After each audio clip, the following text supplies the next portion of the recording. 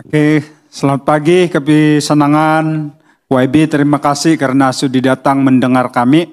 Nama saya Raina Ibi, saya dari Persatuan Belia di Kiulu lah. Dan saya ingin bertanya, sebagai menteri yang menjaga ekonomi ini, bagaimanakah kerajaan memastikan pembangunan di Sabah berjalan secara lestari tanpa menjejaskan alam sekitar, seperti hutan hujan dan biodiversity.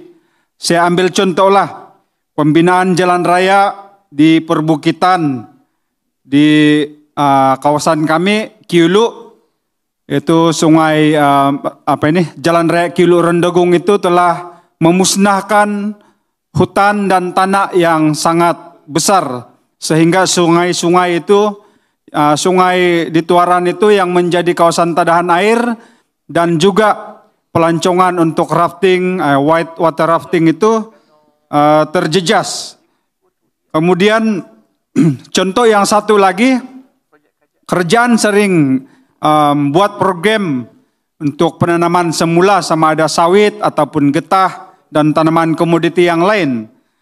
Tetapi bagi bentuk muka bumi di Sabah yang berbukit bukau, saya ambil contoh yang berlaku di kampung saya sendiri ketika ini di Kiulu, Risda, kawasan bukit, dan mesin yang digunakan itu memang yang besar punya mesin. Dan tanah yang karena yang dilalui untuk penanaman itu sangat besar yang terhakis. Dan apabila musim hujan, air ini tanah ini akan jatuh. Malah ada case yang tanah dia itu telah menimpa rumah penduduk dan merosakkan kawasan pertanian sawah mereka, seperti yang berlaku di Tepokon, Tamparuli. So, kita ini dalam program-program kerajaan sering kita buat untuk memajukan rakyat, tetapi dia merosakkan alam. Tetapi kemudian kerajaan akan buat pula program penghijauan Malaysia. Jadi kenapa tidak dari awal kita minimumkan kerusakan itu? Terima kasih YB. Terima kasih. Next. Yang soalan pertama tadi, yang belia tadi daripada Kiulu kan, sepatutnya sebelum sesuatu projek yang diluluskan, jalan dan sebagainya, dia memang kena melalui proses dari segi environmental impact dan sebagainya lah. So I think I'm not aware ataupun ialah dia di bawah Kementerian Kerja Raya. I trust that the process has gone through. Tetapi memang dia menjadi cabaran juga kerana mencari orang kata laluan tanah, route yang paling balance, cost effective tetapi pada masa yang sama juga tidak detrimental kepada environment. Actually that's the policy. Tetapi kadang-kadang cabaran dia tu on case by case basis. I'm hoping yang kita boleh pastikan nanti ialah supaya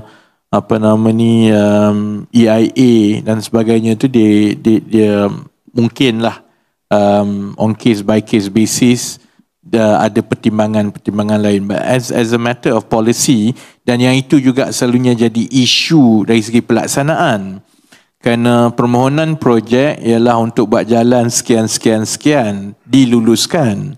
Bila nak buat, dia tengok jajaran, kemudian ada isu alam sekitar, ada isu hutan dan sebagainya, maka dia tersangkut. Jadi itu yang saya kata sebagai operational pinpoints yang memang kita nak kena go on case by case basis lah. But as a matter of policy, I think kerajaan persekutuan, kerajaan negeri memang try, jabatan-jabatan memang itu adalah mandat dia kan. Pasal hutan dan sebagainya ni, carbon is increasingly becoming an asset. Kerana hutan semua ni adalah carbon sink. Jadi bila climate change dan juga pematuhan kepada nyah karbon ini menjadi makin tegas di peringkat antarabangsa, maka nilai carbon sink tu akan makin tinggi, dan perhutanan dan sebagainya memang di bawah kerajaan negeri. Yang saya tahu NRES di bawah YB Nik Nazmi, they are working on satu rang undang-undang perubahan iklim negara yang akan meletakkan kerangka besar mengenai carbon sink dan sebagainya.